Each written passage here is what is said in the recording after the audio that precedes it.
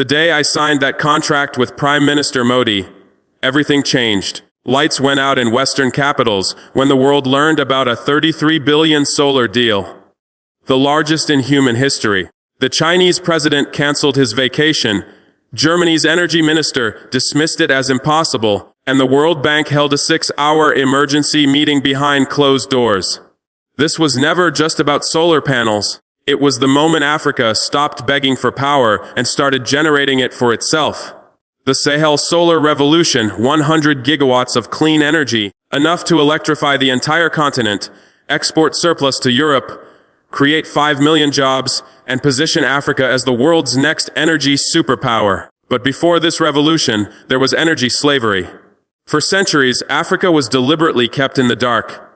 Our uranium lit Paris, while our children studied by candlelight in Ouagadougou.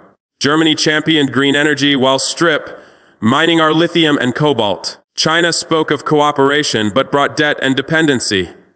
The West demanded reforms, restrictions, and endless conditions, while we remained mere suppliers of raw resources, never producers of finished power. That's when I picked up the phone and told New Delhi 5 words that broke the monopoly. We want complete energy independence now. Where Europe lectured, India offered solutions. Where America imposed suffocating loans, India proposed equal partnerships. Where China delayed with political demands, India began building immediately. India's vision was breathtaking, not scattered solar farms tied to foreign maintenance, but entire solar manufacturing cities. Not projects dependent on imported panels, but full renewable ecosystems with technology transfer. Not temporary installations, but permanent industrial transformation. $33 billion invested in genuine partnership. Adani Green Energy would build infrastructure with guaranteed African jobs. Tata Power would run integrated systems alongside African technical teams. Bharat Heavy Electricals would set up equipment manufacturing plants directly on African soil. This is how Africa begins writing its own energy future. Real corporations with performance accountability, not state bureaucracies shielded by politics, are the drivers of this transformation. Every single dollar is mapped to African prosperity with full transparency, cutting through Western deception like sunlight through morning clouds. $20 billion will build 12 massive solar panel manufacturing facilities across Burkina Faso, Mali, Niger, and Ghana, producing panels for the entire continent. Africa will no longer import renewable technology from Germany, China, or anywhere else. It will manufacture its own. $8 billion will fund distributed power generation, creating 100 gigawatts of solar capacity across 8 countries, all connected through smart grids. The largest renewable energy project in human history, visible even from space. $3 billion will finance high-voltage transmission lines, uniting Africa with a clean energy distribution network that reaches every village, city, and border. $2 billion will establish advanced battery storage, lithium processing plants, and battery manufacturing, ensuring round-the-clock electricity even at night or during seasonal shifts. This is not aid money vanishing into government accounts. This is direct investment creating jobs, technology, and permanent energy sovereignty. In remote Gurma province, 15-year-old Aminata studies by the dim light of a kerosene lamp, her dream of becoming a doctor stifled by the absence of electricity. By 2028, her school will have high-speed internet, computer labs, and 24-hour LED lighting.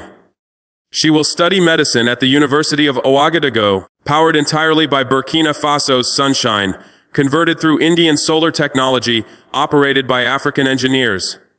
In Bobo Diolasso's artisan quarter, Master welder Musa closes his workshop at sunset because unreliable electricity makes his equipment useless. His family's income dies with the daylight. When the solar revolution goes live, Musa will run his shop around the clock on cheap, clean energy. His income will triple, his workshop will expand, and he will employ 12 new craftsmen. His community will thrive on industrial power that never shuts off. This is what $33 billion of genuine partnership looks like. Not in campaign promises or international speeches, but in the lives of ordinary Africans building extraordinary futures with infinite African sunshine. Within 6 hours of the announcement, French nuclear corporations scrambled to offer emergency deals. Within 48 hours, German renewable firms proposed technology sharing agreements. Within a week, Chinese state enterprises returned with revised Belt and Road solar initiatives on far better terms. The reaction revealed one truth. They all fear genuine African energy independence because it shatters their control. Simultaneously, European Union officials rushed to promise dramatically enhanced energy cooperation programs, while American energy companies suddenly offered sweeping renewable partnerships with benefit structures no one had ever imagined before.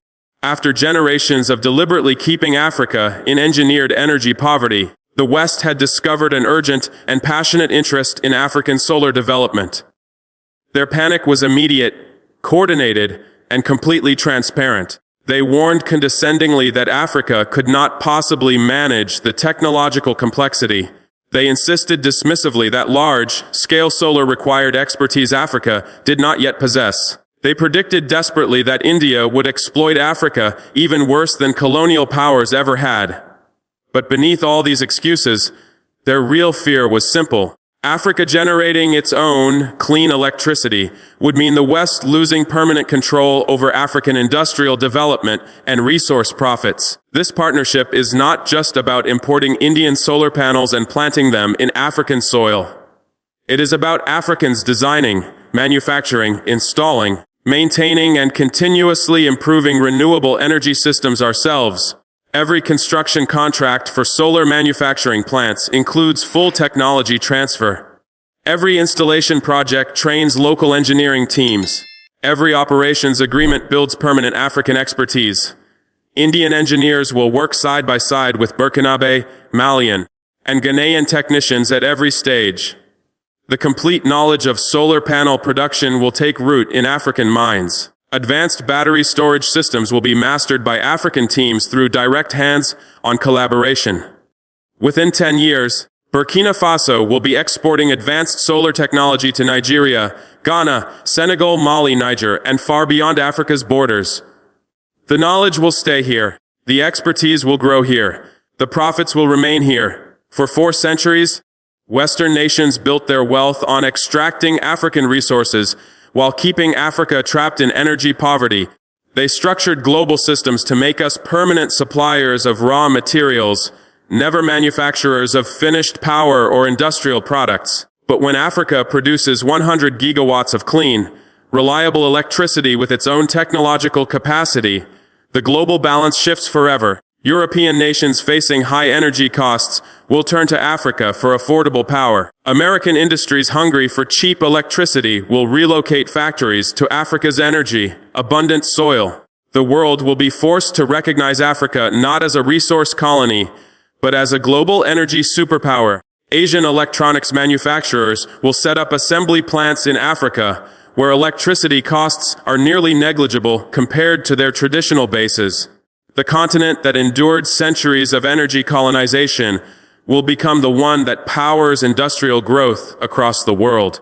The integrated African solar network will reshape global energy markets and determine where industries choose to locate. Ultra-high voltage transmission lines will carry the sun of the Sahel to Lagos, Accra, Abidjan, Dakar, Casablanca, and beyond. For the first time in modern history, energy-intensive industries will find Africa not only viable but profitable. Aluminum smelters, massive data centers, electric vehicle factories, advanced electronics, assembly lines, all will thrive where they were once impossible. Agricultural processing plants will preserve harvests with solar-powered refrigeration and packaging. Mechanized irrigation will pump groundwater with clean, abundant power. Hospitals will run advanced diagnostic and treatment equipment fueled entirely by African sunshine. And when Europe and China finally realized Africa was serious about achieving total energy independence with India, the counteroffers poured in. Brussels pledged 50 billion euros overnight. Berlin claimed it could provide technology more advanced than India's. Paris promised more sustainable partnerships. Beijing countered with financing terms they had never offered before. I asked them one simple question. Where were these offers during 70 years of African energy poverty? None could answer.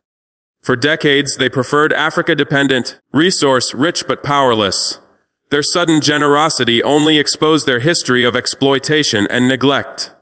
We chose India not because they offered more money, but because they offered something no one else had ever given us: genuine partnership, equal treatment, complete technology sharing, mutual, long-term benefits, respect for our sovereignty and development goals. Close your eyes and see Africa in 2030. A continent no longer begging for power but exporting it. A land where sunshine fuels industries, schools, hospitals, and dreams. A continent no longer trapped in dependency, but leading the world into a clean energy future. 100 gigawatts of integrated solar capacity now floods the Sahel with clean electricity. Entire modern cities are powered by inexhaustible African sunshine. Agricultural processing facilities run entirely on renewable energy, transforming harvests into global exports. Young African engineers, trained in Indian-funded solar academies, design and export renewable systems to Asia, America, and Europe. African solar innovations reach every continent. Electric transport networks run on African light. Homes are cooled and heated by African energy. Factories operate with African power, built on African resources and African ingenuity. My brothers and sisters, when European capitals begin purchasing electricity generated by African solar farms to keep their cities alive, they will finally learn the lesson history has denied them. Africa was never destined for darkness. The West deliberately kept us energy poor while we lived on the richest solar belt on Earth. They wanted us to buy their electricity forever while we sat under endless sun. That era is over. This $33 billion partnership changes everything.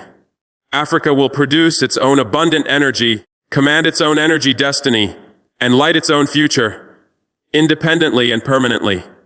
Solar panel factories are already rising from the ground. Continental transmission grids are being engineered. Advanced storage systems are being tested. The long night of African energy dependence is ending. A new dawn of African energy leadership is beginning. It began the day we declared that the sun belongs to the people who live beneath it, not to those who tried to own and exploit it. The sun rises over Africa every morning. Now Africa will rise with it and power the world. We are only at the beginning.